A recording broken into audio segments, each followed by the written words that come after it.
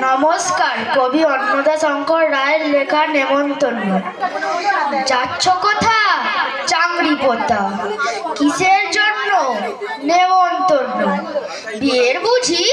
না বাবুজি। কিসের তবে? ভজন হবে।